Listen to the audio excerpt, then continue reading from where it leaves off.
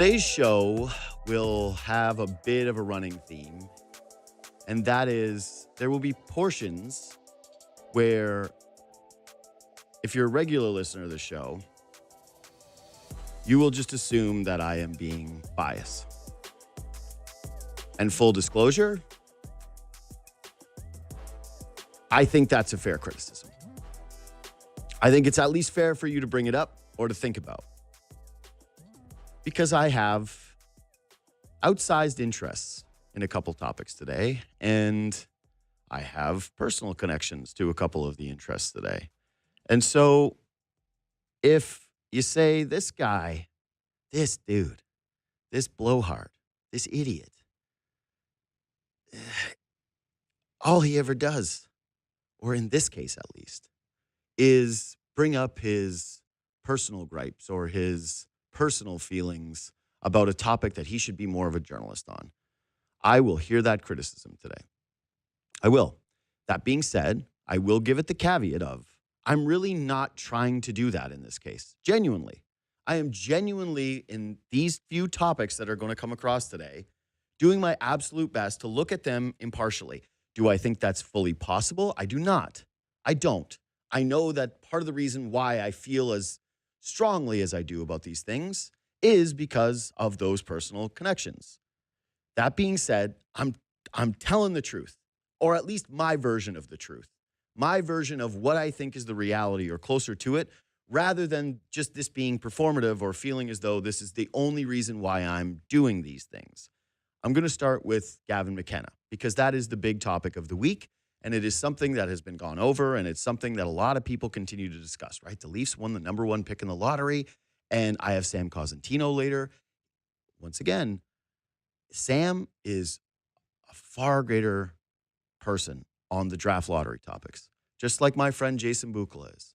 Just like any person that does this for a living, either a scout or someone who's working in media that goes to these arenas, that watches all these different players, that travels, that solicits opinions from scouts, from front offices. They get a much clearer picture of what this conversation will be.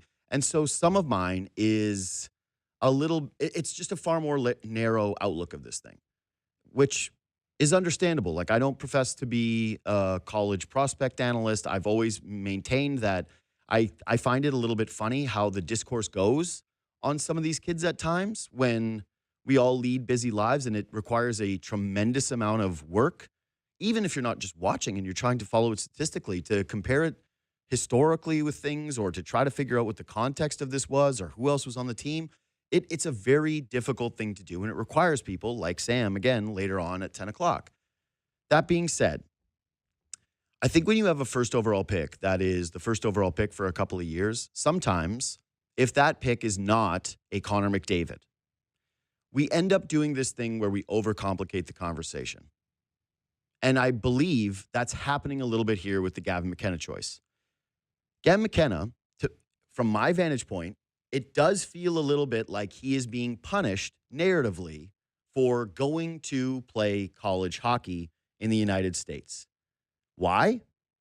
Because his numbers when he first arrived there were not spectacular. They did not reflect a guy that was just the obvious, no doubt about it, number one pick in an NHL draft, which is fine. This is a loaded top draft class. There are a lot of very good prospects.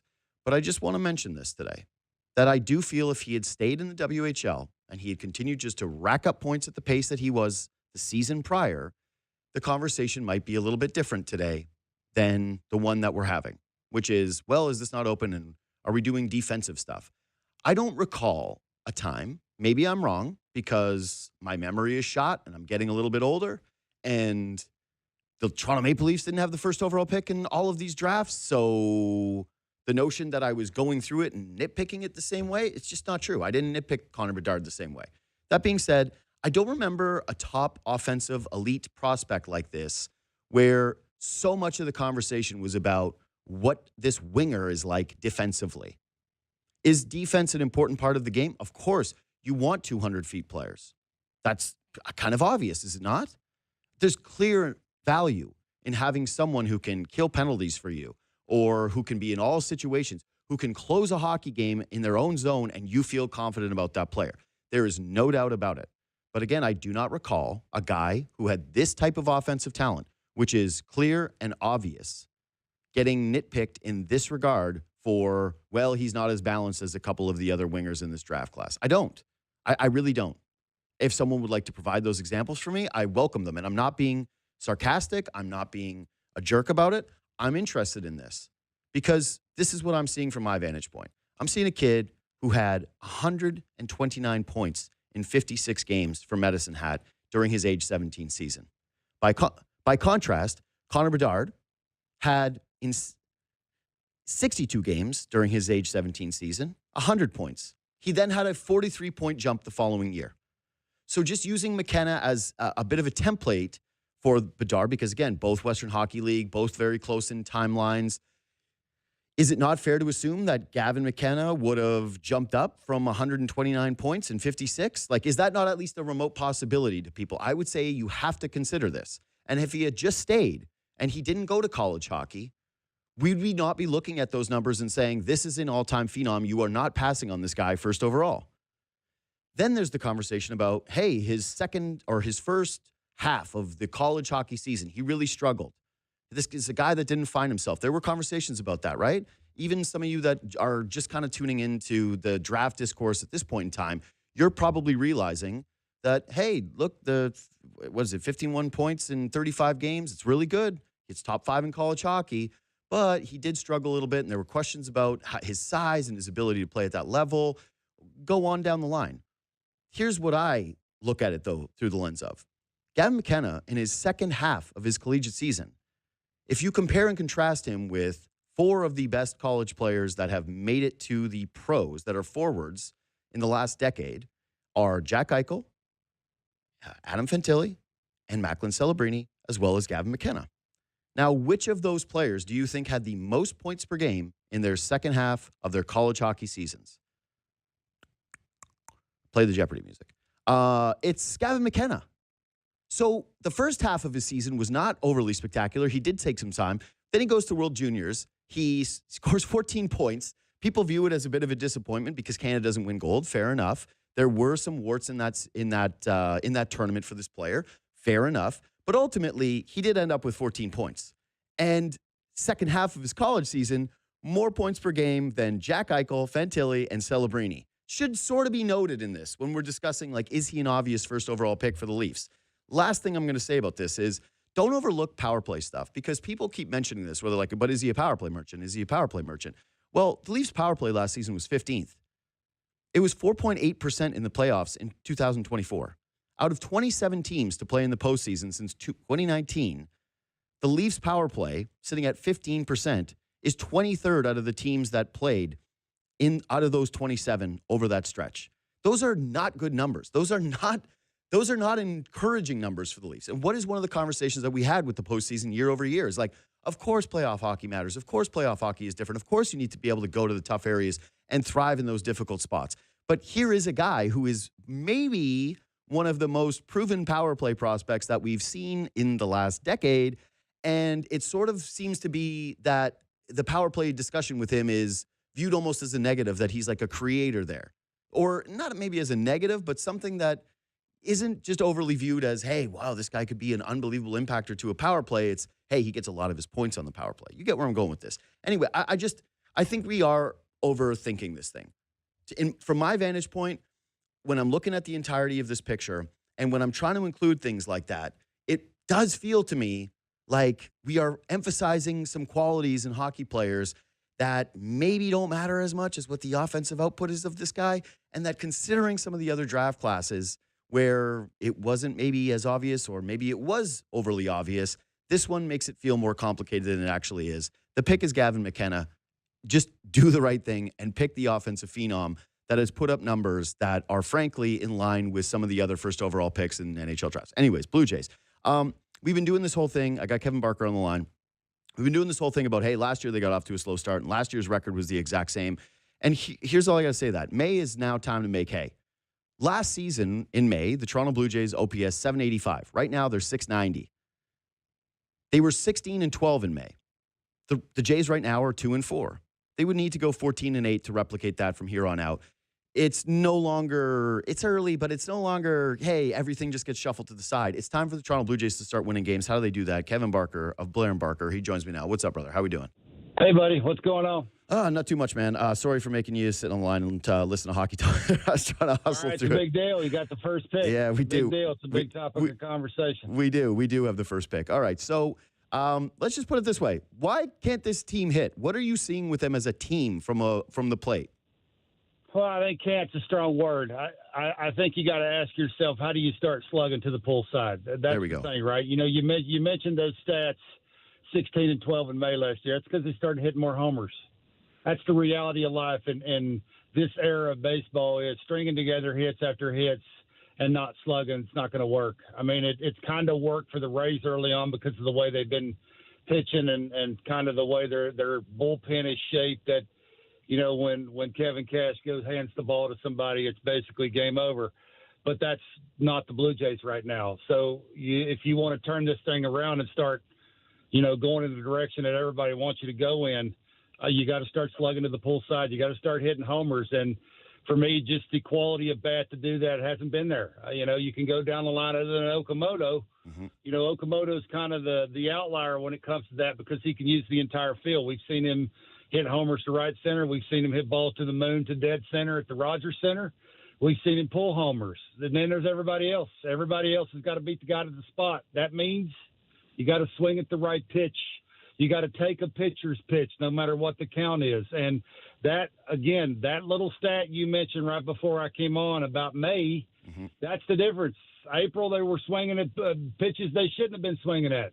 May, they started turning that around. Now, if you dig a little bit more into that, some of those stats had a lot to do with Bo Bichette. Yep. Bo Bichette was starting to thump in May last year. And, you know, that kind of turned their season in the direction that they wanted to turn it into. Now, again, you know, they weren't a great team until, you know, some would say that home run that Bo hit, the pinch hit homer in Texas, and then that's kind of when they started to take off. But, you know, to do things, I think right now with the Toronto Blue Jays, you know, getting Addison Barger back today will help. Is he playing against the lefty? Who knows? But just getting his presence back will move everybody down out of spots that they should never be in, which will be a big help.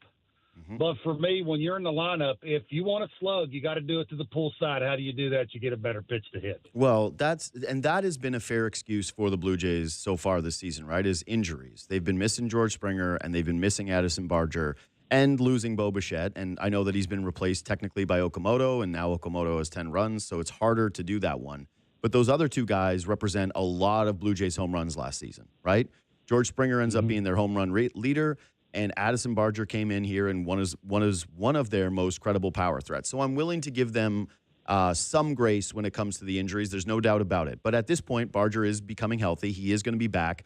And George Springer, despite dealing with the broken toe and the complications that come with that, he hasn't quite been able to settle in and look like himself so far, that at this point moving forward, even without Alejandro Kirk, you're right. I need to see this team start to slug. I need to see that team put up extra base power because, frankly, their margin for error with these games is so minuscule that that's how a game like the second in the Tampa Bay Rays series happens, where all game long you're flirting with a one-run lead and you have one inning with your ground ball pitcher, your ground ball eighth inning guy, who gets nickeled and dimed, and all of a sudden you're trailing and all of a sudden you're getting swept in a series. And so, yeah, going from 690 to 785 in your OPS, maybe you don't hit that ceiling exactly, but the Blue Jays are going to have to get closer to that, I believe, if they are going to replicate last season's result in the sense of catching up with the Yankees and at least making themselves a threat for the division. So when you look at the slug, and you're right, Barger, actually, let's just start with Barger. What do you want to see from him at the plate when he comes back? How long do you think it's going to be before he starts to settle in? Hopefully not long. I mean, you look at his at-bats that he was having in the minor leagues. They were looking the way they looked last year when he was hitting homers in the middle of the order. Mm-hmm. That, for me, you know, when I had David Popkins on my show, I asked him the exact same question as how or what does Madison need to do to hit the ground running, because they're going to need him to do that, especially in the middle of the order. And he said just injury-wise, he's healthy enough now to go up and educate guests. Educate guests in the middle of the order is a big deal. Like, you just can't attack one at bat the way you attack the other one. It just doesn't work that way with all the khakis and the game planning and how much they read bats and, just how hard they throw. They're just not going to throw you the same pitch in the same spot, especially if you're hammering one of those pitches to where you want to hammer it to. And the educated guessing thing is a big deal. We've heard Addison a bunch of times when he's had success say, I was sitting on this pitch, I was sitting on that pitch, I'm looking in that location no matter what the pitch is. Like, he's buying into it the entire at bat no matter what the outcome is. And that's very hard to do. You know, you got to have a right mindset to do that. And there's not a lot of guys in the Jays lineup that can, and he's one of them. So just having him back, being able to do that, middle of the order, I mentioned that little just sort of, you know, moving the Ernie Clements down, moving the Sosas down, you know, the Pinangos, if he's still on the team today, moving him down. All of those things will help take a little pressure off of Vladdy trying to do and feel like he has to carry the load. George Springer, does anybody have any idea what you're going to get from him? I don't. I mean, he's got a broken toe. That's his anchor, right? I mean, when he steps towards the where the ball's coming from, that front foot is his anchor. That's kind of everything that you're wanting to put tension on. And for him to have broken his big toe like that, you just have no idea. So, yeah, he's going to be a giant help. You got to ask yourself. Last year, I think it was the Tigers were the third wild card. They got in with 87 wins. Got 125 games left. You got to go 71-54 to reach 87 wins. How do you do that? That for me is the way you got to think about this going forward. Don't think about what you've done up until this point. Think about how you get to 71 wins out of 125 games left. That's the thing. You got to maximize that as much as you can, because you got to think some other teams in the American League are going to get hot. The American League's not going to be this bad all year. Just the problem with this year and kind of the issue of comparing last year's record to this year's record is how far the separation is between two teams now in the American League East. Last year, I think the Yankees, when the Blue Jays were 16 and something, were only like 3.5 up above the Blue Jays. And I think it was the Orioles that were ahead of the Jays, not the Rays. They were like a game and a half, not 8.5 and 9. That's a mountain to climb. So if you're a Jays and you're in the organization, you're a player on the Jays team and you're a fan of the Jays, you can no longer think about running down the Yankees or even the Rays.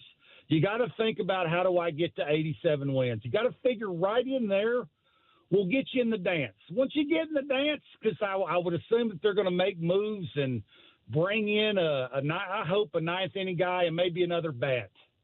If you do those two things and you just get into the dance because of the experience that you had last year, you think you got to be feeling pretty good about yourself. But for me, that's, I think, how everybody should be thinking about it. 71 wins in the next 125 games. How do you get there? Yeah, buddy, this is the way that I've been thinking about it. Like, you lost your margin for error with this slow start, and you're bang on in terms of it doesn't feel as panicky because of the rest of the American League. But to me, and maybe I haven't fully gotten to where you have, where it's just like, hey, the division's over, and I'm gonna put myself in the framing of this is about the wild card and this is about you getting there. Just simply because I guess they've got this series against the Rays that they start in their homestand, and then they've got the Yankees for 4 this month. So when I say they've got to go 14-8 this month just to be able to replicate last year's May record, I'm hoping to see series wins against those two teams and you at least being able to uplift yourself into that conversation. But you're right. Now is the time where they're going to have to start making hay. And frankly, like, their run differential is minus 22, Barks. And that comes from teams being able to slug against them and them not being able to do it to anybody else. Like, they're not ever beating the brakes off of a team. There was the one Angels game, right, where they got to that pitcher early in the first inning. They chased him. They scored, I think, 8 runs in the first. We're not used to ever really seeing games like that from the Blue Jays. There's not outings like that from this team. They need to win 3-2, 3-1, 4-3, low-scoring ball games that are headed mostly by pitching and defense. And when that's not happening for them, you feel like they're going to be at a loss. So the Barger thing is worth noting, and I'm glad you said it. The George Springer question, I think, is also a little bit more interesting just from this standpoint. You mentioned it. This is his anchor. And I think Springer is 37 years old. And right now, it's only 20 games that he's played all season long, but it's still a 610 OPS. If it continues to go this way, where you're just not seeing any production at the plate, would you be considering sitting him down again, putting him back on the IL and saying, you know what, man, we just need to get this thing right rather than have you rush back? Yeah, I would think all things are on the table. Now, it would be very hard with what George has done to hurry himself Totally. up to get back in the lineup. Like it's, just to have that conversation of calling him in your office and saying, hey, George, we all know what you're going through. It's just right now not working out. I mean, that'd be a tough sell. What he brings, the presence he brings, how much easier it would be just by him standing in the leadoff spot to not have somebody else standing there. Pinyango, God love him, but he's not a leadoff hitter on a really good team. So, that would be a tough sale. Mm-hmm. But again, it gets back to the record thing. You're trying to win games. You know where you're at in your season. You know the urgency there. Now, by no means do I think the division is out of reach. Mm-hmm. Do I think it's heavy lifting? Absolutely. Yep. Like, all of a sudden, the way the Yankees look and, you got multiple Yankees now hitting bombs. It's just not that dude playing right. I mean, that dude playing right does have 15 big ones, but there's other guys there that are doing kind of the same thing. So, yeah, it is heavy lifting, and now I think the Rays are a little bit better than everybody thought they were, especially in the middle of the order. And if their rotation stays healthy, they're going to be a handful too. So you got a couple of teams to jump. You're not just chasing down one team. But I do think it's just very individual. It is a team sport, mm-hmm. and you win as a team. But this thing's individual. Each individual does something different to make them the best version of themselves. What Okamoto does moving around the box is not something Vladdy's going to do or not something Dalton Varsho is going to do. It's very individual. You got to go up and think about what you do well to get the head out. I mean, that's basically what we're talking about here. There's not a lot of line-to-line power guys in baseball, and velocity has killed direction. Mm. So if I'm thinking if I want to slug, it's kind of the Miles Straw thing. Miles Straw says out loud to everybody, I practice pulling the ball in the air. If I'm not going to play every day and I want to impact my team and I want to be a good version of myself, I got to get I got to get the ball in the air to the pull side. How do I do that? It's counts. It's educate guessing. It's looking for the heater. It's getting a strike. Like all of those things matter. It's just not kind of going up and swinging at everything. Swinging at everything's not an approach. And that's basically what we've seen. They've earned the 16-win record. Like, they've earned this by what they've been swinging at. Now with the day off, now just the conversations that we've had on our show with the hitting coach and the manager, and I think it's just time for guys to, start getting a little deeper in count. Start walking more. Like, they're one of the worst teams in baseball walking. I asked David Popkins that a couple of days ago, and he was saying the more you slug, the more you walk. Like, both of those go hand in hand. So it's just time, I think, to your point and to a lot of people's point, it's time. It's time for the guys that matter in this lineup to start doing some things. Yeah. I mean, it's, again, I get back to it. It's okay to criticize guys you love and still love them. I mean, I criticize Vladdy all the time because I think he's a behemoth and can be. But on the flip side of that, I think he leaves stats on the field that he should never leave. There's no way he should go 15 games between homers. Yep. There's no way he should go, 8 games between extra base hits? That's a joke. Figure it out, dude. Like, your team's never needed you more. I love him. It's okay to criticize guys, but I think that's kind of where they're at as an organization. That's where they're at as a coaching staff. And hopefully that's where they're at as individuals, that they're thinking about, man, what can I do to help my team win a game? Now it's about getting the head out and getting frisky and party out front. So hopefully we start seeing a bunch of that. I totally agree. And I think that the Vlad criticisms right now are totally warranted. And some people would be saying on the surface, well, guys, he's hitting 319. And he's like, out of all the problems offensively with this group, is it really the guy that's hitting over 300 into May? And I would say, yeah, because of what you just said. Coming into this season, there was going to be more import on Vladdy's bat. The departure of Bo Bichette made it clear, and the age of George Springer, that this guy was going to have to carry the team a little bit more offensively. And during this stretch, think about what their record is if he's hitting for power. It's changed dramatically rather than him just hitting 319. And like you mentioned, Miles Straw has as many home runs as Vladimir Guerrero Jr. I can't live in a world where that is the case. I need Vladdy Jr. not to have, or Okamoto to have 5 times as many home runs as Vladimir Guerrero Jr. I can't have my backup catcher have more home runs than Vladimir Guerrero Jr. So what are you seeing as to why he's not hitting for power right now? What needs to change? Yeah.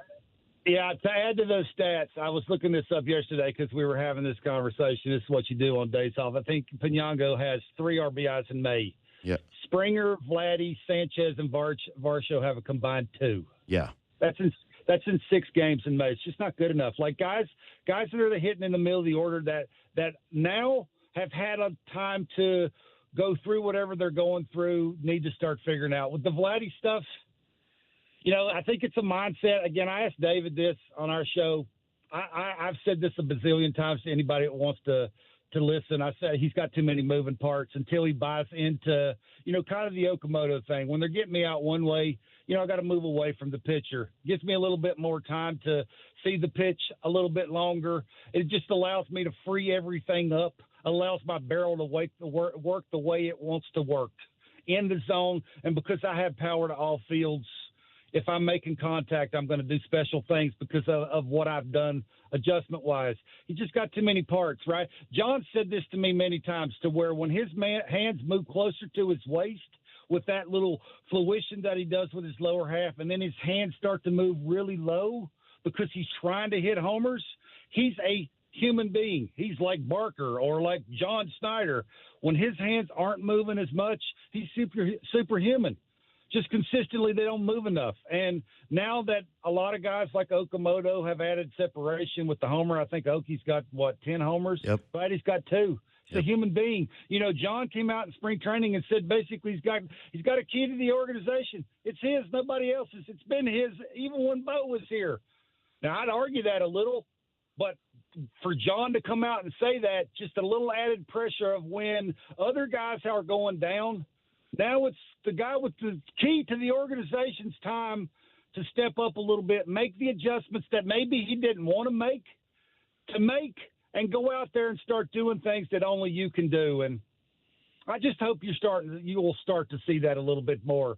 Just not the pumping the fist when he's 0 for 3 and gets a jam shot to center because he wants to get a hit.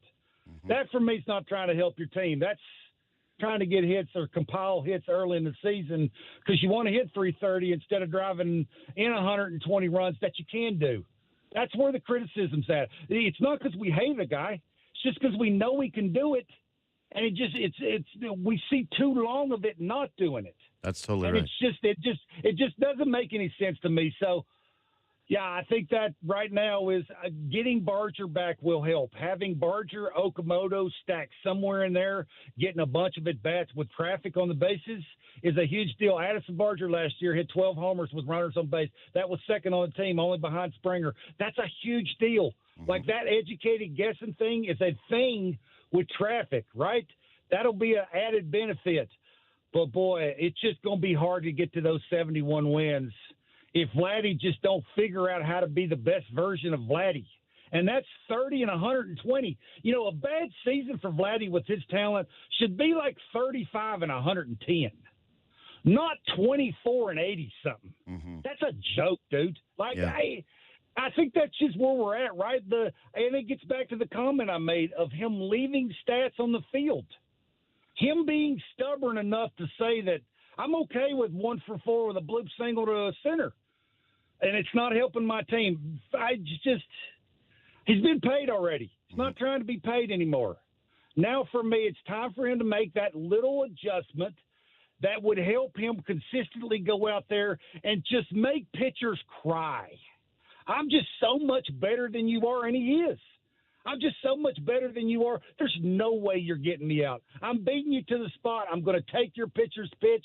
You're going to throw me one down the middle, and you're going to be asking for a new baseball because I'm way better than you are. Where's that Vladdy at? We saw it in the playoffs, but we really haven't since 2021, those little minor league baby parks, seen it since. And I want to see it more because it's a lot of fun to watch. Yeah, we've seen stretches of it, right? Like 22 when he had 32 and 24 when he had 30 home runs. But in 22, he OPS 940. And we did finish that season going, all right, like the last couple months that this guy put together, that's what he needs to be for this organization.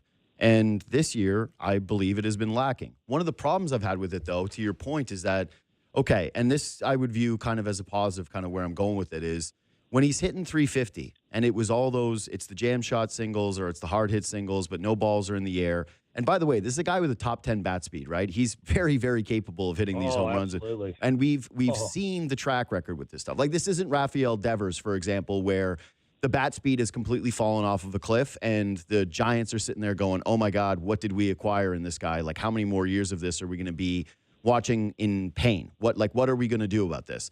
Vladdy still has the bat speed. He still absolutely has the talent. But when you're hitting 350 and you're playing the Ichiro role and you're looking at your stats every single night, you're going, well, am I really going to make adjustments? Because, look, at least I am producing this much, like 350. How is anybody going to knock this? Now that he started this month and he's gone through that Twins series and now the Rays series, where that production hasn't even been there, where the batting average is even starting to dip and he's not getting as many of those singles, I do wonder if it's easier to go to him and say, now is the time you've got to make this change, versus earlier in the year when he was at least seeing the crazy production with the singles. I'm going to say no to that. I've asked enough people that are really close to that. They've brought it to his attention every time he wants to ask somebody. Now, he works his tail off. Yep. I want to say that right now. I've been there at 11:30 at night. He's the only one there waiting on my wife to do her pregame hit, or postgame hit, excuse me.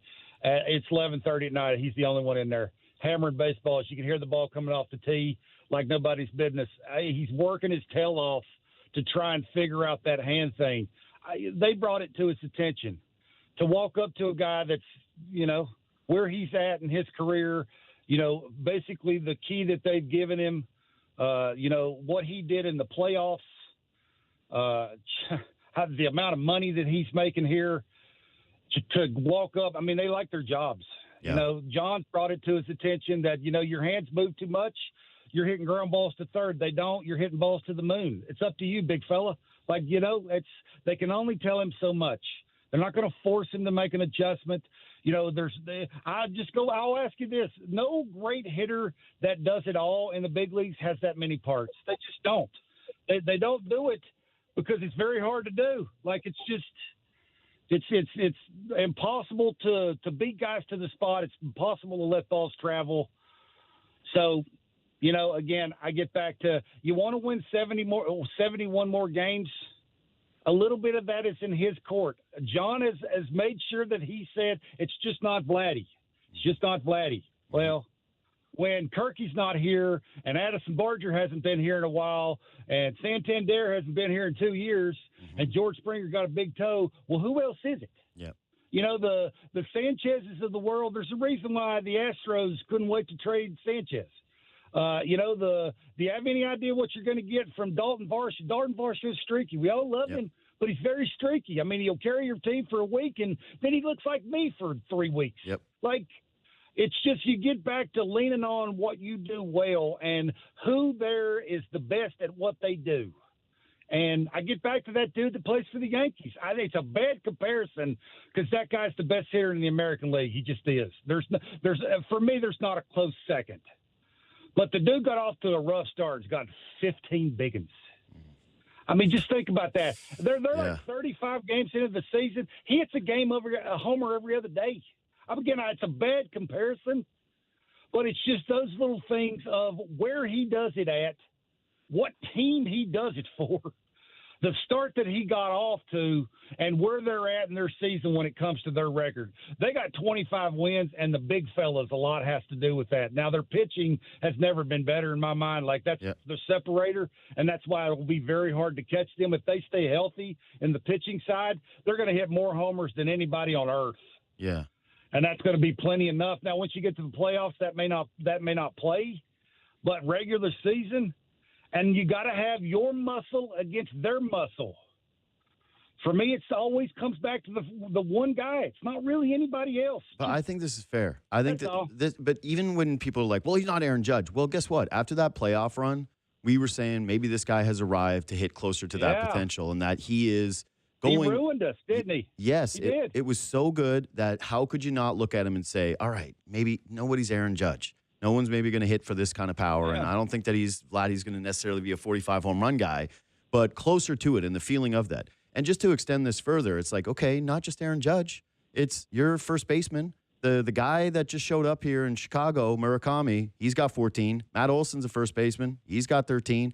Kyle Schwarber's somebody who's like viewed as a top of the order. Like you just go through all these guys' best players. Yordan Alvarez, like the home run leaders, Ben Rice, Mike Trout, Byron Buxton, Mickey Moniak, Shea Langoliers, Junior Caminero. Like the list goes on. All these guys are double-digit home runs right now. These guys are the centerpiece of their offenses, outside of maybe Schwarber, because you could say that, hey, maybe it is still supposed to be Bryce. Point is, Vladdy's supposed to be in that group of players. He's supposed to be in that tier of guys. The idea that he shouldn't have 10 home runs by now is nuts. The idea that he shouldn't have 8, 9, somewhere in that 2, Barks. This is a very fair thing to bring up. You're right. This isn't hate. This is totally valid criticism for a guy that needs to carry his offense on some nights. I don't want to bring this up, but the shortstop who weighs $140, and that's Soka West, got more homers and RBIs than Vladdy does. Yeah. That should never happen. I just want him to drive in north of 120 runs. Mm-hmm. I'm not sure he's a 40 home run guy. Me neither. But I want him to be a massive threat driving in runs. Yep. Just when that dude's standing on first base, hit a double. Like, get a pitch that you can drive up the middle the other way, and if you catch a ball out front, that's a double to left center. That's a double down the left field line. That guy's scoring from first. That's what I want. I want just a major run-producing threat that Bo Bichette was. Bo Bichette, you can say what you want. You can say that, he's a clubhouse whatever, and guys, people didn't like him, but yeah, he's a dog. He was the only guy last year that you wanted up in the biggest at bat of the game. That's what I want Vladdy to be, because he can be, because he's one of the best hitters on planet Earth. And just right now, with the 2 homers and the 16 or 15 or 16 RBIs, it's just there's some things lacking there that. And then on top of it, the record and the teams that they played, that's the difference too. Last year they played tough teams early in the season. You give them a little bit of a break. This year the teams they played sucked. I mean, let's be real about it. They ain't been good. They played some of the worst teams in the sport. Yep. Like, it's just time. This day off, come back. You're getting Barger back. Everybody should feel better. You're going to have some of your better pitchers throwing. Dylan Cease is throwing tonight, who seems like he's kind of just figured out, what pocket to throw his sinker and his changeup in to get quicker outs with. Like, there's things there you're seeing guys make adjustments with, and now it's just, for me, start to thump, start to score more runs, start to be yourself a little bit more. It's that's that time of the season where we start to see you, the best you, and hopefully we start to see that. That's it. This now is the time where the season perspective is going to start to shift, and that's kind of what I've been driving at with the last couple of shows I've done. Last thing, and this one's at least a positive because it has been Okamoto, and he did make an adjustment. But is it as simple as this guy just moved around in the box? Because that's the way it's been sold to somebody like me who doesn't know hitting the way that you do. But is that all you've seen, or is there something more to this? Absolutely. He's landing a little bit more close, which keeps the shoulders in the zone a little longer, which helps direction of his barrel, right? When you're a dead pull hitter and you're trying to pull everything, barrel's in and out of the zone quick. I want to get to it. I want to get out of it quicker. I want to get the barrel above my head to throw the ball in the air. Okay, well, Khaki saw you doing that. They were like, okay, we're going to start throwing everything away. It's going to be fastballs away, fastballs up and away. We're going to tunnel something spinning off of that fastball. What are you going to do now? He said, okay, I'm going to scoot a little bit further back because of how hard they throw. Going to give me a little extra time to get athletic with my front foot. And now I'm going to, because I'm landing a little bit more closed, my barrel's going to be in the zone a little longer, which allows me to have more plate coverage. It sounds like an easy thing, but it's a very hard thing to talk yourself into because it's a different feel, right? It's like if you take if you're golfing and everybody can sort of, think about that. Everybody can golf. You can walk out there and hit a ball that's not moving, but not everybody's good at it. So what do? You start moving around. You start gripping it different. Well, it feels different to you. It takes a little time. Didn't take him any time whatsoever to make the move. A couple of days later, he's destroying baseballs to center. Just shows you what they thought of him when they went out and got him, when they spent the money on him, and just the adjustments that he's willing to make and can go out there and apply those kind of things and hit in the middle of the order. John now all of a sudden can move him to the 2-hole, can put him in the cleanup spot. Like, now he's the one guy you want up in those big-time at-bats because 100%. Of just that tiny little adjustment that he's made that is not a tiny little adjustment, looks tiny to us. And now he can go out and apply that. And now he's a tough out. Like, boy, you got to get him out. He's not going to get himself out. And just a credit to him, a credit to David, a credit to back to him buying into it, right? He could have said, man, I've hit almost 300 homers overseas. Why would I make that adjustment? And for him to buy into it as quickly as he did and go out and have success as quickly as he did just shows you what kind of offensive player he is. And you get some people around him, JD, you're looking at 40 and 100-ish, like 110, 112, 115. That's a big-time threat in the American League East, which, boy, I love homers. I don't know about you, but I love watching them.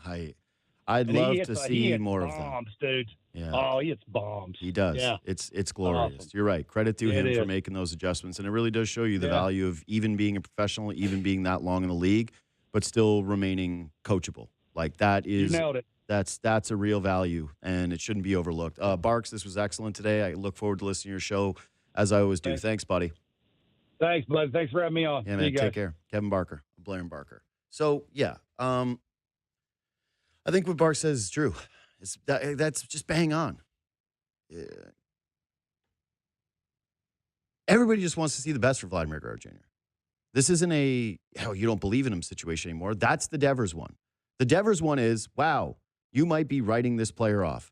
Vladimir Guerrero Jr. does not have those underlying metrics. He still has it. It's very clear. It's very obvious. And I'll go back to the analogy that I love to use when it comes to this kind of stuff. When you are a C-plus student, but you work hard, everybody gives you credit for that.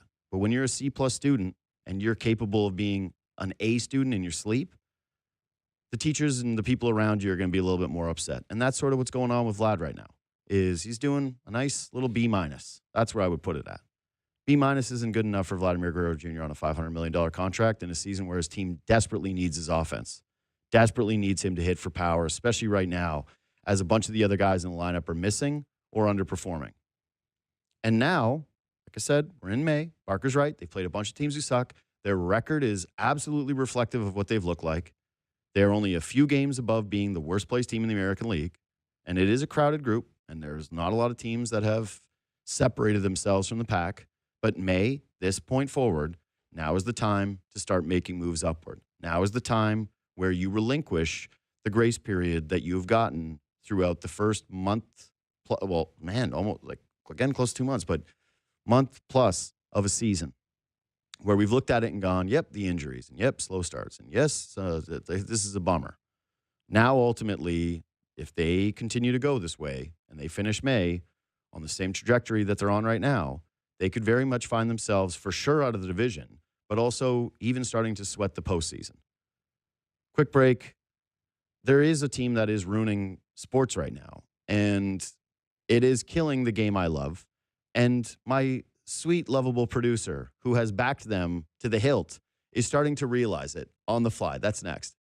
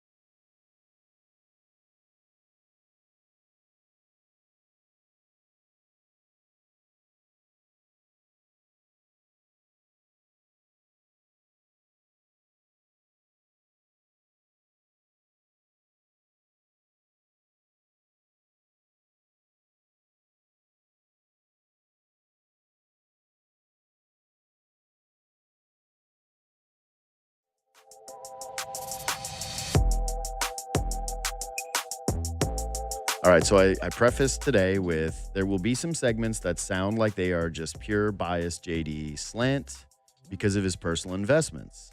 And so to me, it's a disclosure. I hate the Oklahoma City Thunder. I despise them. It is the team that stole my favorite childhood basketball team, the Seattle Supersonics, and now they are incredibly successful. And not just successful, but well-built. There's a scenario where they end up with one of the top picks in the draft this year and win a championship, which is, like it's going to cause meltdowns in the street for NBA fans. They have a ton of skill. I'm not trying to take away from the talent of the group. It is obvious. Shai Gilgeous-Alexander is an unbelievable player. Do I think he's the best player on planet Earth? I do not. I really don't. And frankly, you're never going to convince me that he is. My life's on the line. I got to choose one player. Bill Simmons used to do the thing, the aliens. Who's the guy that you're picking to play the aliens? He ain't it. That being said, he's unreal. And if he wins MVP, all the credit to him, it will be deserved. But this team, there is a reason why the discourse around them is the way that it is. That I'm watching Chris Webber talk about it, that I'm watching NBA fans talk about it, that I'm seeing Nick Wright talk. Go on down the line. The Thunder opinion is becoming near unanimous. And it's that we don't enjoy watching them. They're not a pleasure to watch. And some of you don't agree because you're from Canada and you root for the Canadians. And they've got two of them. They've got Shai Gilgeous-Alexander. They've got Lou Dort. And you've seen them play for Canada and you're excited by that. And it's awesome. It's awesome to have Canadian representation in the NBA. But the way that this team comports themselves is, to me, against the spirit of sport. It's brutal to watch. It's insufferable to watch. Watching Shai, the way that he dives into players and the way that he just throws around antics every single possession nearly. And unless he's completely uncovered, it's antics every single time. I'm watching Chet Holmgren yesterday get sealed and fall to the floor and hold his mouth only for the replay to reveal he wasn't touched at all. I watch a screen get set on Chet Holmgren and he flies as though he's been nailed by this, like a body check, a full body check. And he's flying across the floor, and he gets a foul call that goes the other way. The Lakers at the end of the ball game last night are pleading with the officials. They're meeting with the officials at center court as the Thunder are laughing on the other side. Also, full disclosure, I hate the Los Angeles Lakers. It's the number one team I grew up despising. It was them and the Montreal Canadiens, and I couldn't stand either of them. I rooted vehemently against both of these sides, and here I am watching the Lakers and going, all right, this is more ethical basketball, what they're trying to do. I'm watching LeBron James get clubbed in the head with no calls, and I'm watching the Oklahoma City Thunder do everything they can in their power to turn this thing into soccer, where it's not even, and again, soccer fans, don't get upset by this. Some of it is you get hit in a soccer play, you fall down a certain way. It is what it is because you're running at full speed. But the thing with soccer that drives people nuts is the laying on the floor, the laying on the field, and holding your body only for the spray to come over and then fix you immediately. And that's the Oklahoma City Thunder. It's painful to watch. It's unlikable to watch. And if you're enduring this and having an alternative opinion, I just don't think that you're paying attention to the league. I don't think that you know the history of the league. I don't think that you know what it's like to watch every other team closely on a nightly basis. And I know some of this is like people aren't even bothering because it's late at night, so they're like, well, I'll tune in for the Thunder later in the season. The reason why teams are melting down is because of the way that they play, and it is dramatically different than everybody else. It's not to take away from their talent. It's not to take away from their ability, but the things that they do, the extracurriculars, are just so infuriating, it makes you want to turn the TV off. My producer is a Lakers fan. He is also someone who's a Thunder defender. How are you feeling in this moment? So, not a Thunder defender. I don't know where that's coming from. I defended Shai throughout the season because he, that's a more fair description. As we found out, Jokic flops just as bad as Shai, as I said earlier in the season, and we saw how that transpired. Lakers didn't lose last night because of the refs, though. Austin was at half court complaining that the ref was disrespectful to him. They didn't use it as an excuse post-game because it's not. They didn't play good enough at the end of the day. But well, J.J. Redick's taking technical fouls, screaming at officials at midcourt and having to be pulled back. So they can say that post-game when they're trying to calm down, they don't want to give credence to the refereeing stuff. But all game long, the Lakers were losing their minds with the official. I I actually think LeBron gets a bit of a bad rap when it comes to his complaining with the officials. I've certainly seen times where LeBron does that soccer thing too. He did it famously against the Raptors with Bismack Biyombo. He's got the famous like looking up through the fingers meme, right? But ultimately, LeBron James, JJ Redick is right to say that a player of his size who plays with the force throughout his career that he has, LeBron actually does get a bad whistle because he's able to play through contact in ways. It's same thing used to happen to Shaq. Same thing does happen to Jokic, where these massive human beings who have that much power around the rim, they don't get the same kind of calls as the flighty, frail guards who are able to move quickly and then throw themselves off balance the way that Shea does. That's kind of the difference. LeBron's outplayed Shea in 2 games. Shea's been bad. And that's partly like credit to JJ Redick in the game plan, but what else is it partly credit to, though? Be honest. So you're saying that they are calling obviously less fouls and flops than they did in the regular season. Yes. And in the first game, Shea figured that out in the first quarter. And in yesterday's game, I maybe only seen that twice where Shea was trying to draw contact. That's it. He got the call on one egregious one. The rest of it was the rest of his team, which I don't know who taught them, what guru they got to teach them how to flop properly. The Caruso one where LeBron's just walking down the floor and he just... But the annoying thing is, the annoying thing is not only that they flop, it's that they play so physically on the other end and you don't get the whistle. That's the major thing. But to the point of like, we need to cheer for Oklahoma City because we're Canadian or something. I heard that a couple of times this week, and that couldn't be stupider. There's Zach Edey plays for the Memphis Grizzlies. Okay. Go cheer for the Memphis Grizzlies. I know. There's dozens of Canadians in the NBA now. For sure, but this he's the best. 2007 where it's like, oh my God, the Canadian guy plays for that team. But I got to be a fan. But if you're from Hamilton, for sure, right? Sure. Okay, but secondarily, there is a difference between cheering for any Canadian versus the best Canadian. Like, and I'll say to even extend this further, I've started to root more for the Edmonton Oilers and Connor McDavid because McDavid has worn the Canadian Maple Leaf. But he doesn't have a chip. Exactly. If he had a cup, you might not feel that same vigor for him. You're right, but there is an added element of like I do root for the Canadian guy and hope that he ends up getting over the mountaintop. And with Shea, I don't feel that way in part because of the Thunder thing, but I also like in terms of the Sonics Thunder thing. But also, it's not ethical hoops. It just isn't. And it's like beyond what you see with normal teams. It's pervasive through their entire group. And Nick Wright made this point, and so I'm stealing it from him. But Shea Gilgeous-Alexander has this 20-point streak that everyone celebrates, right? They were like, hey, I didn't know it was the thing, but they go, Shea is 120 games of over 20 points consistently. You got to give respect to this. Well, he's got 4 games now in the postseason where he hasn't hit the 20 points. People go, oh, well, JD, it's just because defenses get harder. No, it's also because the whistle tightens up. It's also because games like you saw in game 1 and yesterday where he's trying to get away with some of his BS, the referees are more sharp to it because they've seen it over the course of a series. And so, like, it is a part of the discourse. I'm sorry. This isn't just like a fabricated thing where the rest of the league's frustrated because they're very good. This didn't happen with the Golden State Warriors, baby. Golden State Warriors, everyone wasn't freaking out because they were flopping. Anyway, it drives me nuts. And I think bring in the FIBA officials. That's it. And it's the stuff where they're laying on the court afterwards and that they're just staying, like Chet Holmgren, the gall of you to do this over and over again where you're flying around from contact and you're laying on the floor holding your mouth for 2 minutes, and then we go to the review and we see that you weren't even touched. That's bad for the sport, and they should be penalized for it. Agreed. And this last quick thing, I don't understand why they got this kind of respect from the officials. Chet Holmgren is like the 3rd season in his year. I know. What has he done? I know. I don't understand. They're getting like Hall of Famer calls to AJ Mitchell. Yeah. It's insane. Quick break. Sam Cosentino next.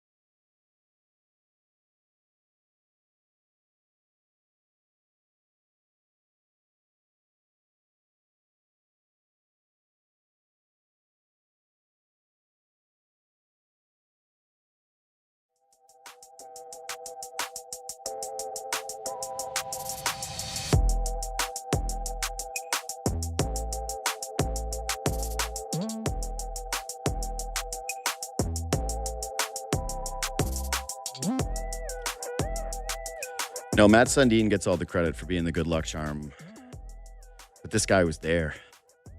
He may have even participated in the rigging. It's Sam Cosentino, Sportsnet hockey analyst. Hey, what's up, brother? How we doing?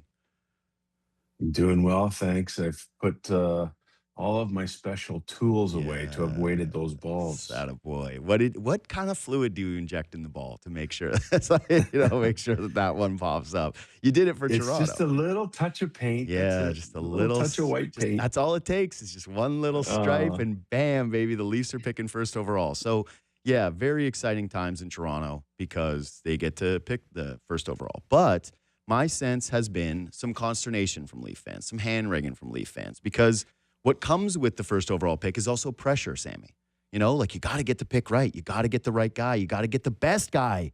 And not only does it have to be the best guy, it's got to be the best guy 3 years from now. These are 17 and 18-year-old players, 19-year-old guys. You're trying to project it. It's extremely difficult. I just want to start with this. I'll tell you my position. You know I'm from Whitehorse, Yukon, right? Yeah. Oh, I know. So there's bias. That being said, I look at a kid who in the Western Hockey League scored 129 points in 56 games. I see Connor Bedard in his same season score 162. The following season, Bedard jumped up 43 points. The other kid decides to go to U.S. college hockey, and he struggles out of the gate. But the second half of his season, he ends up finishing with a higher point per game rate than Jack Eichel, than Fantilli, than also a little-known guy named Macklin Celebrini.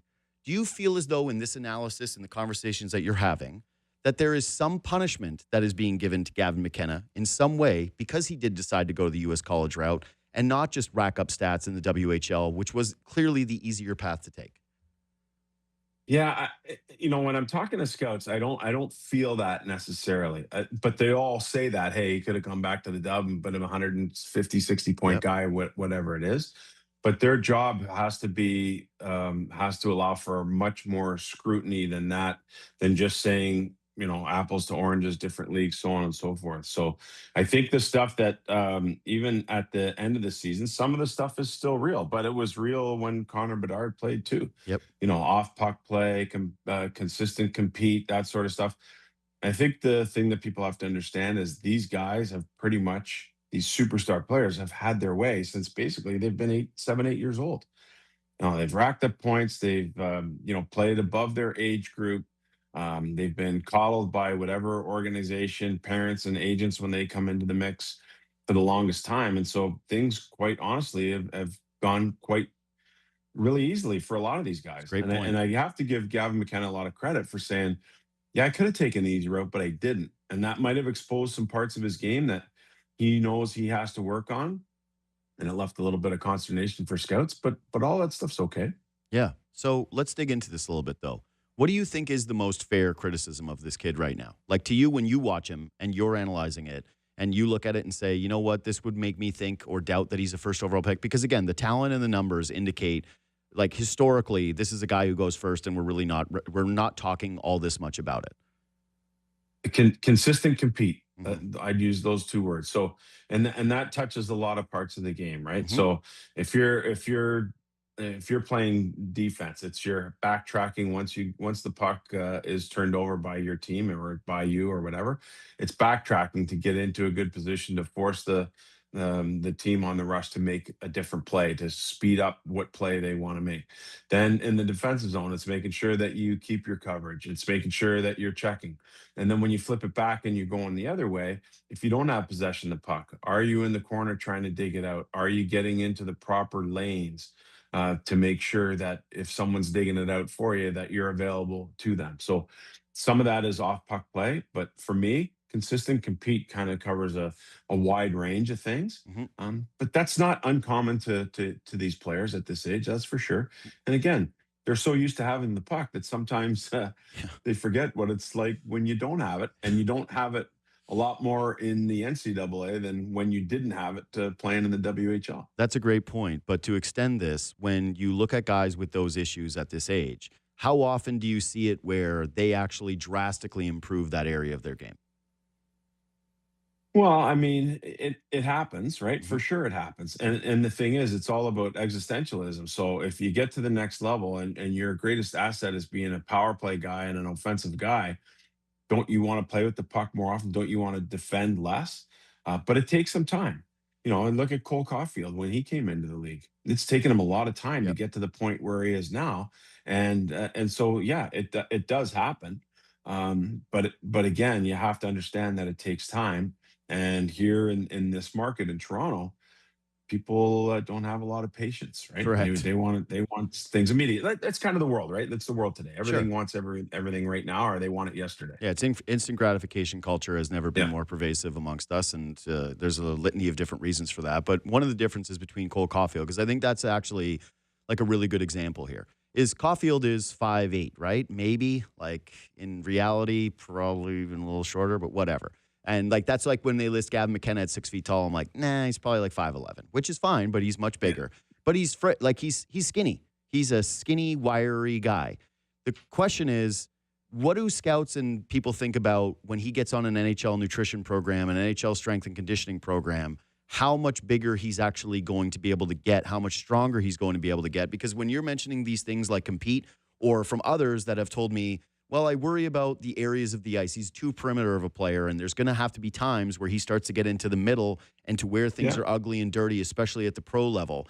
And so that question becomes, all right, well, how much of this can be built up from a frame standpoint versus some of these other guys like Caulfield where you go, well, you're just going to have to sort of accept what it is here because of the size?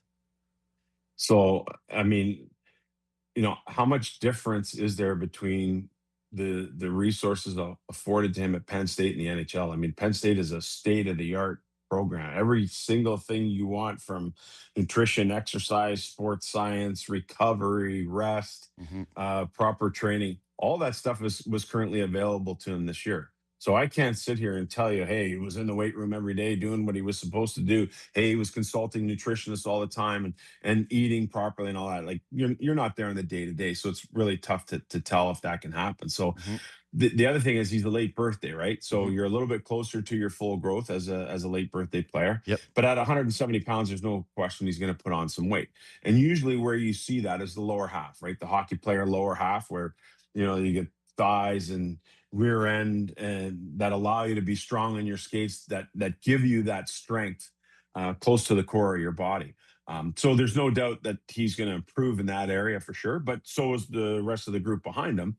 And at the top of the draft, there's a couple of late birthday guys there as well. So there is a big difference because when you look at Gavin McKenna as a December born 2007, and Keaton Verhoff was an August or September born. Mm-hmm. Let's see, he's a June born guy, but like take a Tynan Lawrence who's born in August. Like that's a big gap in terms of the developmental thing. Yep. So it does happen, but hey, McKenna's got lots of time to work on that stuff too. But he would have had probably a slightly better head start than some of the guys that he's up against here. So how do you have it stacked as of today, and how fluid is your draft board? So the way I look at it is, for me personally, I think Stenberg is the better all-around player. I think he's the safer pick. I love what this guy brings to the table. Okay. But the problem that I always say is, sorry about that. The problem that I always talk about is the fact that when you look at the situation, sorry about that, a little rattle from the call here. Oh, good. You got to revisit the question for me. Sorry, JD. My dad calling us. Oh, good, brother. Yeah. Just the question is how you stack your board and how fluid it is. Like how much flip-flopping you're doing at the top. Right. So for sure, it's flipped quite a bit. But you have to understand what a ranking is and a mock draft are two different things. Absolutely. When I look at a pure ranking perspective, I like Stenberg on top. But when I look at a mock draft, and I've said this a number of occasions, I don't know if there's an NHL GM who has the stones enough to say I'm passing on Gavin McKenna. I just don't know if that exists. And why? So everyone's going to sit in the room and they're going to say, oh boy, what if we pass up on a 100-point guy? And then you have an ownership group that probably is not as engaged as everyone else in the room that's sitting there saying, well, I've been hearing about Gavin McKenna for 3 years. Why is he number 2 or why is he number 3 on your list? Like what's going on here? You got to sit down and explain this to me. So the way I look at it is it becomes fluid in that regard. Okay. So San Jose gets the second overall pick. Why, if I'm looking at Stenberg and McKenna as my 1-2 guys. But if I'm the San Jose Sharks, I don't think Chase Reed is too far behind, and I could use another defenseman. I'm loaded with and really happy with the guys I have up front. So it becomes a little bit more team dependent when you look at the situation that each team is in going into this thing, and then it goes down the list. Like, would Calgary love to have a center? For sure. Would they take a D? And a D is probably going to be a little bit more in their range at 6. That's probably the way it goes for them. So again, it's more team dependent when you get to the mock draft thing, but you feel pretty confident about, your top 15, 16 guys in terms of how you rank them. Mm-hmm. And Books, I think, would say the same thing. Yeah, well, what's the only interesting divergence so far from you and Books is he views a gap between the top 2 guys and the rest of the field. Like when I asked him, hey, would you consider one of these defensemen? He's like, no, absolutely not. There's just no reason to take one of these defensemen because none of them are the best player in this draft. But just from the sounds of what you saying is, yeah, actually that gap is not as big for you between the Chase Reeds and the Carrolls as he has it. Right. I feel very strongly. And so here's the thing that I look at, right? The top 2 rated guys are both wingers. The premium positions are defense and center ice. So if I look at it in the situation where Chase Reed is the first D off the board and Caleb Malhotra is the first center off the board, do I see a huge difference between Stenberg, McKenna, Reed, and Malhotra? Well, I don't see a huge difference in that group. I really don't, because you can pick apart a little bit of each player's game, but you can also respect what each player at their max is going to bring to the table. And I think about Chase Reed, just the kind of the runway he's been on. He's literally come from nowhere. So what does that tell me in terms of his development? It tells me there's more runway and more room for him to improve even more. When I think about Malhotra, the foundations of his game that are already in place in terms of defensive awareness, compete, consistency, being able to put him out in all situations, him being able to impact others, like that's huge for me. Can you do that as much on the wing like a McKenna or a Stenberg can impact others? Probably not as much on the wing. So I do look at those guys. I look at that group of 4, and I think it's really, really tight. The one thing that separates McKenna from everybody is the elite offensive talent that the other 3 don't possess at this current time. And he does possess it at this current time. Yeah. So to me, it's like, again, I just go back to when I've looked at this historically or when we discuss things that you can't replicate, right? And so when you talk about compete or you talk about defense, most NHL players, whenever I ask them about defense, they say the same line. Defense is a choice. So, do I believe some guys have better, like a guy like Patrice Bergeron? Sure, it's a choice. And I've actually spoken to him about this exactly. Like I've gotten an opportunity to ask him about his defensive play. And yes, defense is a choice, but there are some guys who are more either physically gifted or there's some guys that are better at anticipating the play. Like it isn't just as simple as saying this. That being said, when I'm looking at this decision, and you mentioned the Stenberg thing going first overall, where you're like, hey, he's a more complete player. I have fewer questions about some of the compete stuff or some of the defensive stuff that I've seen with Gavin McKenna.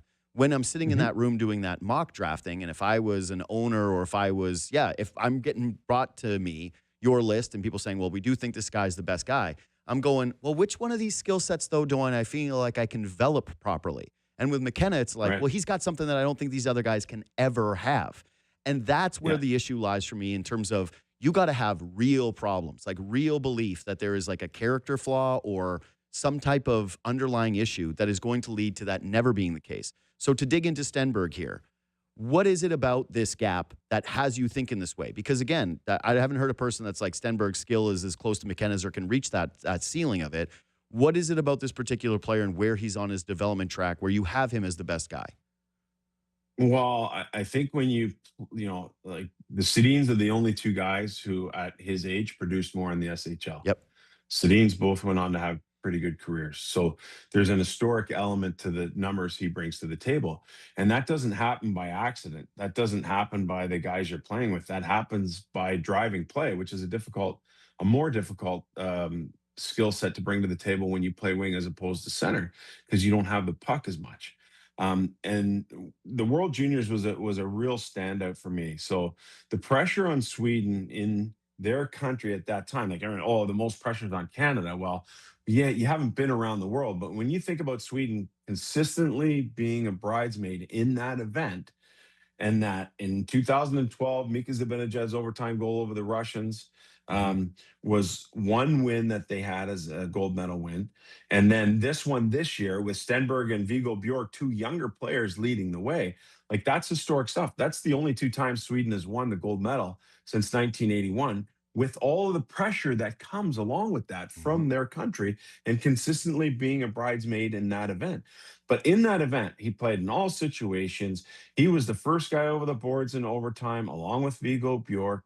He was the guy that when you're protecting a goal, he was out there. When you needed a goal, he was out there. When it was a 5-on-5 situation, was still had the ability to make things happen. And yes, he's a late birthday, but still he's an underage compared to most of the rest of the tournament, which is typically reserved for 19-year-old players.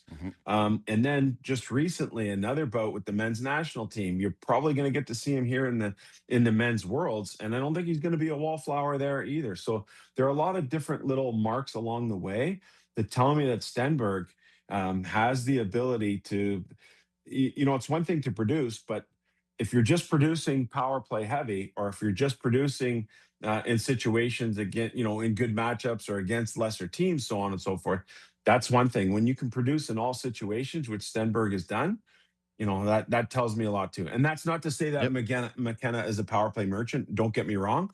His elite offensive talent is the best that this draft class has to offer. But that's not the only thing you can consider when you're looking at these 2 or 4 players. And that's totally fair. The only thing I would mention with the power play merchant stuff is I actually don't think that's as big of a pejorative as people say in the modern day NHL. Like the Maple Leafs last year in the postseason, 4.8% on their power play. In the last, I did these numbers off the top of the show, but since 2019, out of 27 teams in the that have qualified for the postseason over that time, the Leafs sit 24th amongst them in power play percentage. It has been a prevailing issue for this team. It has a value. It shouldn't be the only thing that we're looking at or hyper-fixated on. And to, when people draft for positional need or a need for their team, I would say you should also not just apply that for the Leafs moving forward. You're like, oh, we get a power play guy. This could fix something that ails us.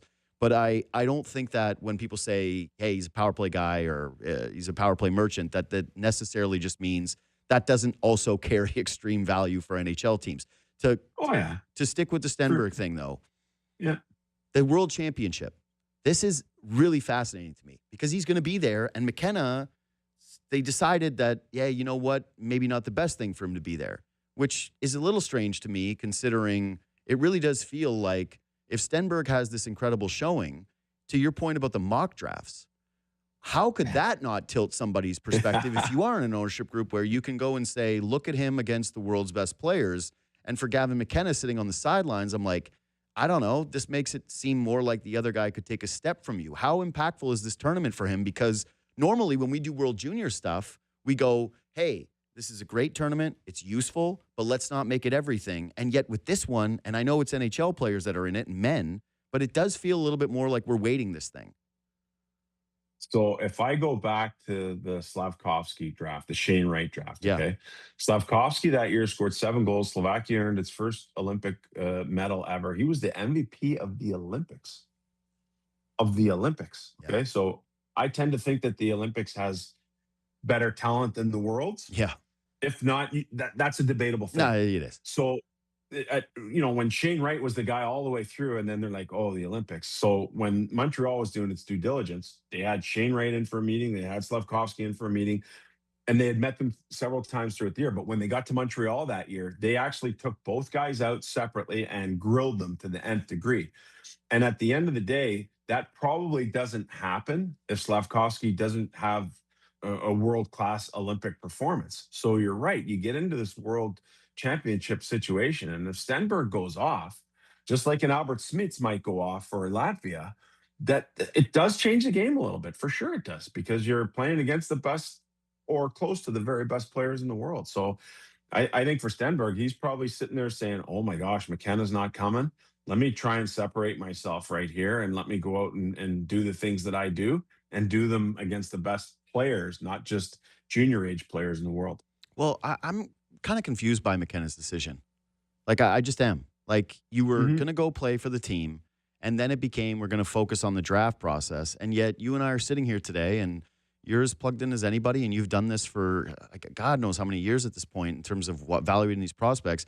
What is the value of McKenna not going to this tournament? Because to me, it does feel like he can hurt his stock more by not being there than the upside of going and playing with Macklin Celebrini and the Sharks saying to themselves, like, this is undeniably the guy that we want to be as the co-pilot for our star for the next decade plus. Yeah, and that's a fascinating thing. So the one thing that I can't say with any certainty, are there any injury issues that are plaguing McKenna? Sure. I can't say that. And if that's in the background and that's where they want to keep it, then and it comes out later, then for sure. Yeah, they probably wouldn't want to announce that publicly right now. Like, hey, our guy's hurt. It's like, oh, well, that's not good. Yeah. That's not good. So the other situation I'd say is there are some times where we've seen players just blow off the combine altogether. Okay. And so I don't think that ever bodes well for somebody to do that unless you just finished playing and you're really banged up and there's something that's actually limiting you from doing the things that you're supposed to do at the combine.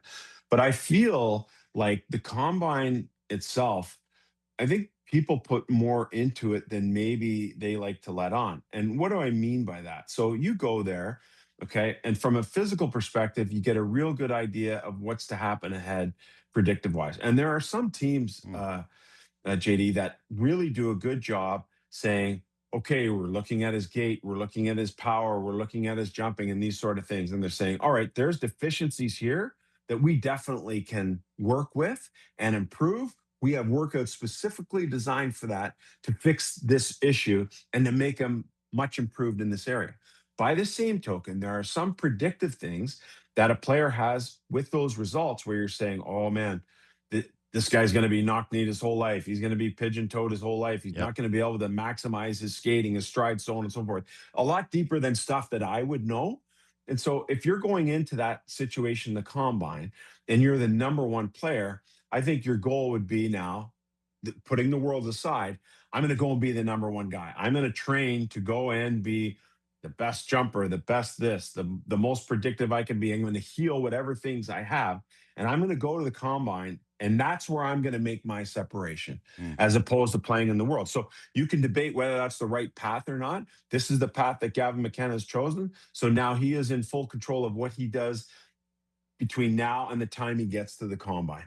Yeah. So the way that, again, you're speaking about the top of this draft class, like, again, my position has been you don't trade out of the first overall pick. If you just look at even the like, let's use your Olympics example. Who are the guys that led the Olympics in points across the board? It's the guys who get picked first overall in the draft, right? You look at that board and you're like, oh, yeah, you know what? It's really nice to have one of these things.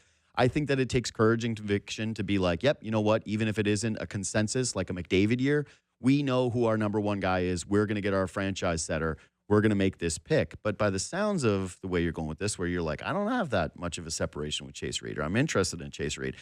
Do you think that this would actually make a lot of sense for the Maple Leafs to be looking at this and saying, you know what? We should be trading down. If we can make a good trade happen, this is a draft that we should be doing that. So here's what I'd say, JD. I think this is entirely Auston Matthews dependent. Okay. So you have to be confident that he's going to come back healthy and be the player he once was, and all the other things.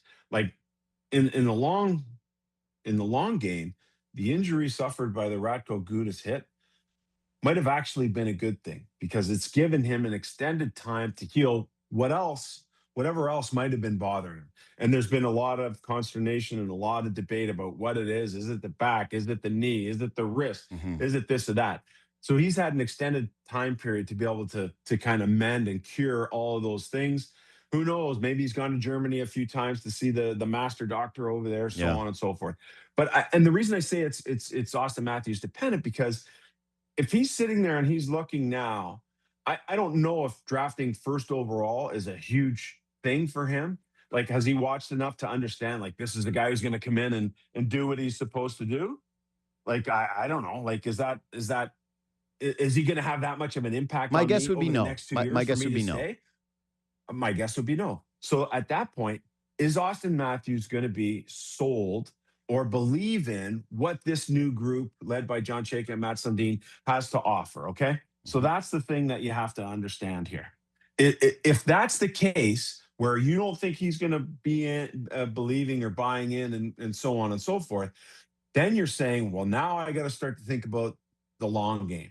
Mm-hmm. And in that scenario, I'm definitely investigating a trade back. You look at 27 and 28, they have Colorado's first round pick next year. Where do you expect that to be, JD? Bottom Based six, on watching seven? Colorado in the postseason, like as bad as it gets.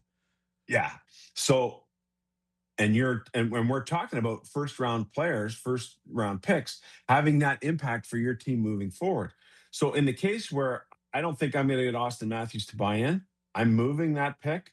I'm trying to find a team. Maybe it's Calgary with their 2 picks in the first round. I'll take those 2 picks. I'll slide down. I'll get a defenseman in that 6 area, which I could use and address organizationally anyhow, and get a real impact guy there. Carson Carls, whatever it is, Albert Smiths, Daxon Rudolph, take your pick, and acquire an additional asset and get more darts at the dartboard. And then I don't feel as bad about not having the first rounder in 27 and 28. And then I start to think about, all right, I'm going to look at Montreal's blueprint and understand that I'm going to suck for a couple of years, but I'm going to get a coach and I'm going to get a general manager and I'm going to have Matt Sundin, everyone in alignment with this is the path moving forward. If I look at Montreal, and I don't know if you would agree with this, but like they're not going away anytime soon. And when I mean anytime soon, the next 5, 6, 7 years, all their top guys, they're locked up. They all grew with the organization. Caulfield, Slavkovsky, Suzuki with the acquisition of him so long ago. To me, I feel that's a more sustainable model. But that's if Austin Matthews says, "Oh yeah, I'm all in. This McKenna kid, I watch him play. He's dynamite. Let's get after it. He's my new Mitch Marner. Let's go." And give him 2 years to kind of fill that spot to sell Matthews on the ideal of what it's like moving forward. Then yes, you stay and you keep the pick. But honestly, I believe more than anything, it's Austin Matthews dependent. I really do. The Montreal thing, I totally agree with. I grew up hating the Montreal Canadiens more than anything. And I've made this parallel. I don't know how much you follow hoops, but they feel very much like the Oklahoma City Thunder of the NHL, where not only could they win now, but when you're projecting the next 5 seasons, the idea that they won't be in, I will say, multiple Stanley Cup finals feels like there is real potential there. And it's not just what they have on their roster now. Like you look at what they have underneath, under the hood, to also either augment this group with the timeline or to go out and the trade market right now, which seems to be the way that you're going to improve your hockey club more than free agency, now more than ever. And Montreal is unbelievably well equipped to do that. So to your point about the Maple Leafs, like most sustainable way of winning, if Matthews is not in, then you're right. Then it does have to be layers and layers and darts on the board and guys that are all going to be coming up together. That said, when you mentioned the Calgary Flames, that does seem like in the bit of the drop zone for you when you were first outlining the first couple of guys. So I want to know how you stack the defensemen, because it seems like you have Reed one, and then where does it go? Because you mentioned the Smits thing, and he's the biggest like up and down. People have some of this guy, but but I just watched him at the Olympics where you mentioned like this is him versus the world's best players, and he's 18 years old and he's power play one and most minutes, and like Latvia's relying on this guy to play heavy. And you watched him play against Germany and Leon Draisaitl and the Stützle line, and he's getting that assignment. And I would think world championships are going to matter for him as well. So the way I see this is not it's the 3 defensemen, it's the 4. Is that how you look at it? Like, what is your stacking? Well, Verhoff is the next guy for me, right? Okay. So these right shot guys, ahead of Carl's, ahead of Carson, but not by much. There's a good gap there. Listen, when Carson Carl's, this guy he's a farmer from Manitoba, and when he comes out before any of this and says, "Oh my gosh, you know how excited I am if I get drafted by a team from Canada." Like, when's the last time you heard that? So from a character perspective, it's amazing. Yeah, I love it's that. unbelievable. That hit me in the feels. Right? Right. And so, but this guy's ability is sick. He's got size, he's got speed, he produces points, he plays in every situation. These guys are very similar. So Verhoff, for me, probably has an untapped offensive potential that I think will come along. I like his puck handle. Some of his decision making is questionable. But JD, go through the history of the NHL, our recent history, and think about like Verhoff's 6'3", 6'4", 210, 215 pounds, however you want to call it. And think about Drew Doughty. How long's he been in LA? Well, his whole career. Yeah. John Carlson. How many years was he in Washington? Almost his whole career. Cale Makar is going to be in Colorado his whole career. Aaron Ekblad is likely to be in Florida. So these are pretty good sized guys who lean to both sides of the puck, who are foundational pieces for their respective organizations. Okay. Mm-hmm. I think Verhoff is that type of guy. And so is he the be all and end all for your club? No, but he's a real good piece for the next 10, 15 years, Drew Doughty, whatever it is.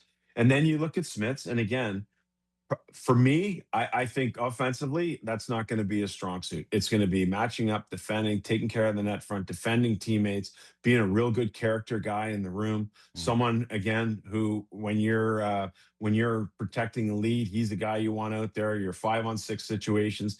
So I think really highly of him in that regard, but I do think he has limited offensive potential.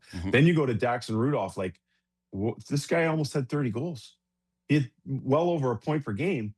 In the Western Hockey League. He's helped lead his team as an alternate captain for the Prince Albert Raiders to go to the Dub final.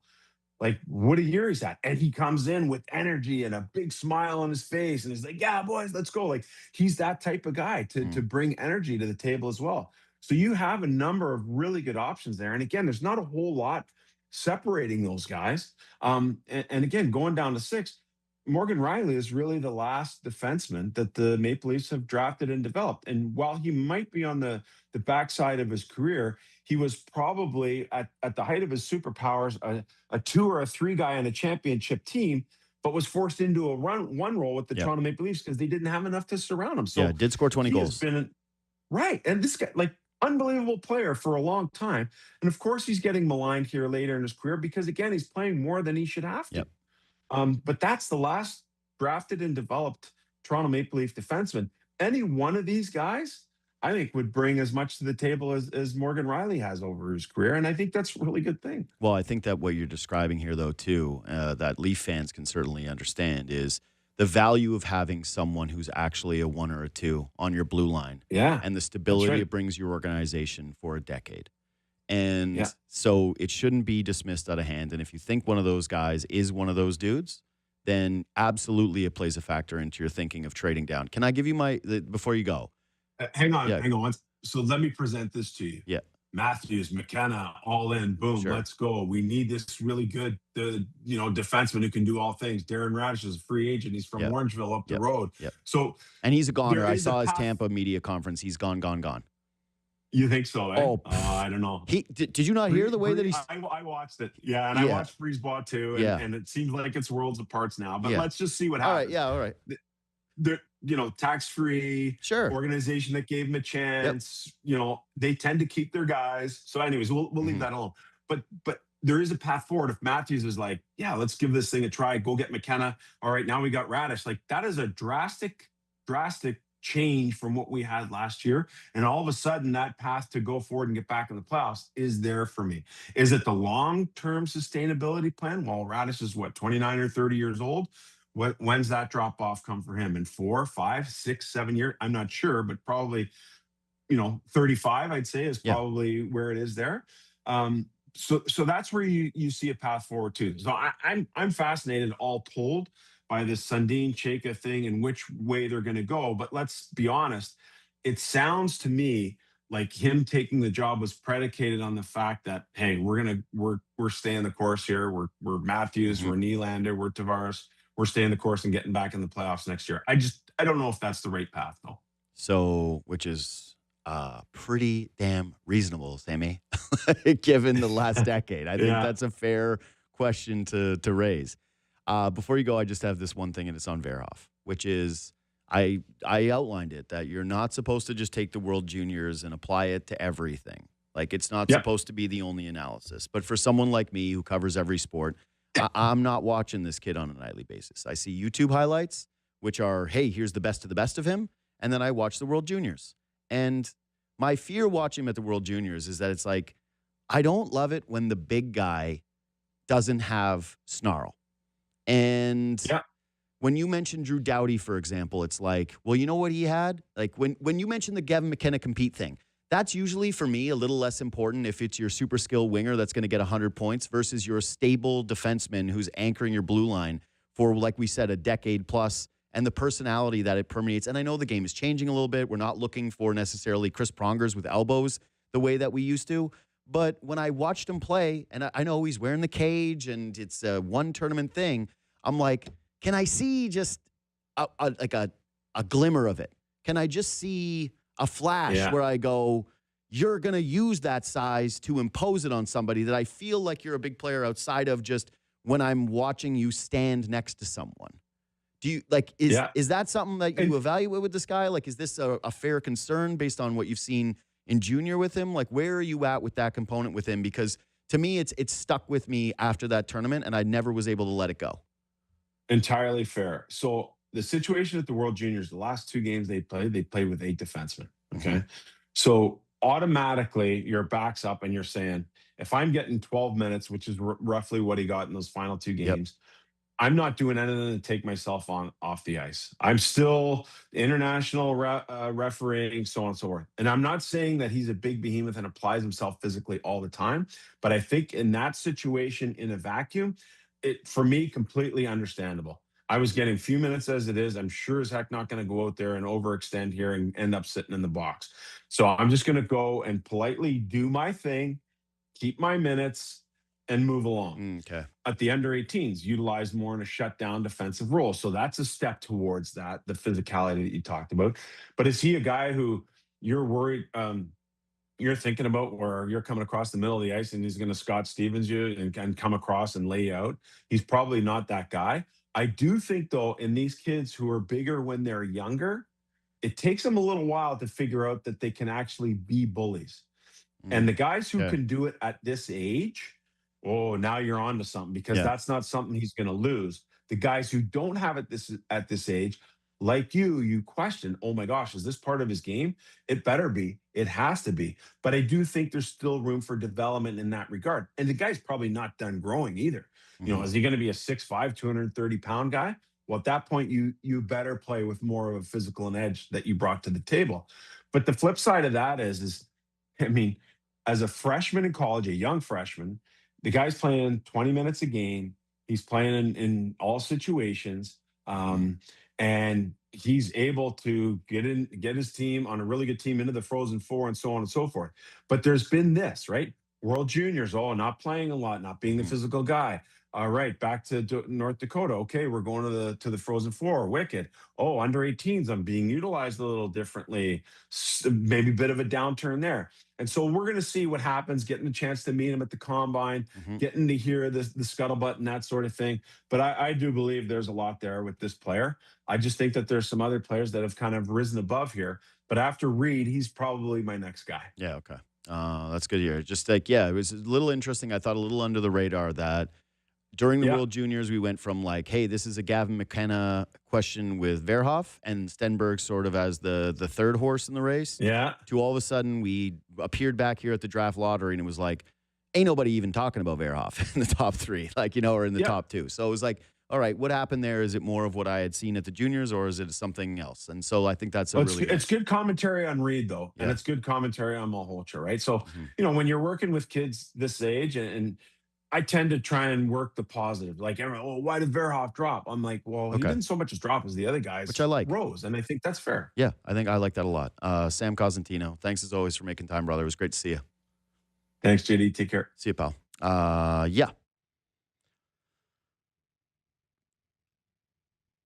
I'm still not a trade down guy. I still haven't been convinced, although that was compelling. I got to tell you, that really was compelling. But yeah, for me, I get what he's saying about the Matthews thing. It's not like, hey, I'm not letting Matthews make that decision, I guess is what I mean.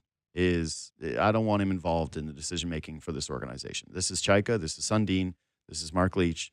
Those 3 guys looking at this and saying, who is the best player in 3 years? That is who we're taking. And if Matthews is conclusively out already at some point here, then sure, maybe that changes the math to a certain degree. But I'm not letting that guy near the draft board to influence anything with this pick. Quick break, what we missed.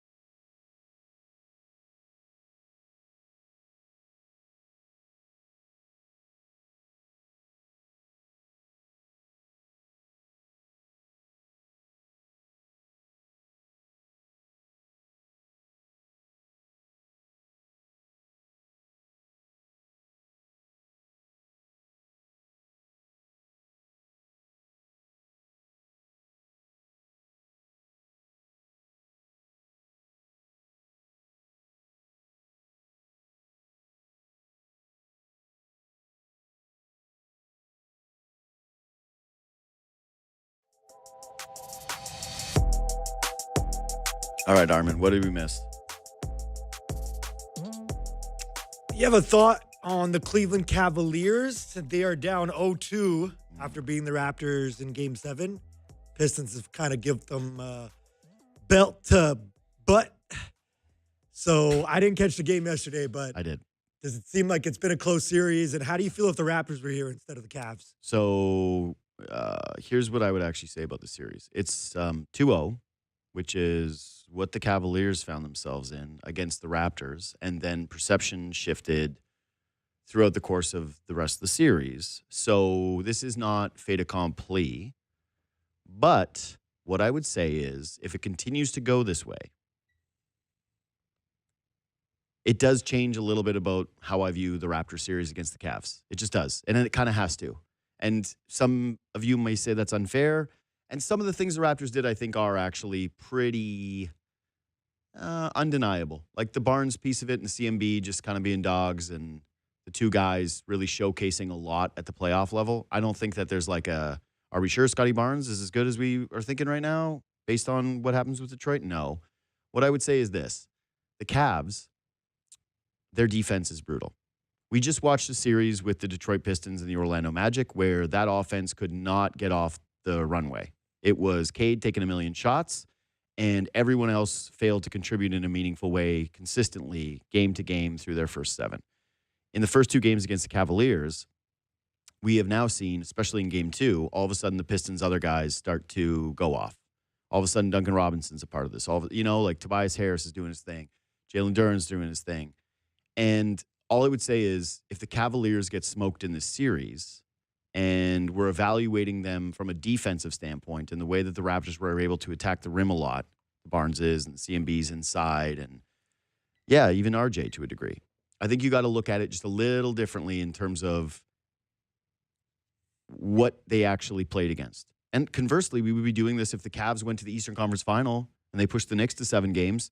You'd be going, hey, the Raptors look like they might be as good as any of the best teams in the Eastern Conference. So I think that there's a flip side to the coin as well. But what I saw yesterday was that can't continue against this team for me to feel as confident about the Raptors series, if that makes sense. My guess is it will be the flip of the coin, the second part you said, because I feel like this series has home team wins every game written all over it. Yeah, just when you're watching the Cavs without the filter of the team that you have some bias around, which is the Raptors, because we're all like more fixated on the things the Raptors are doing in that series.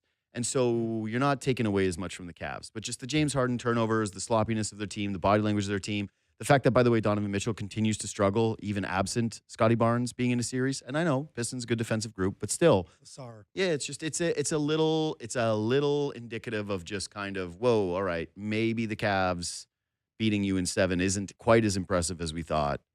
Maybe it's.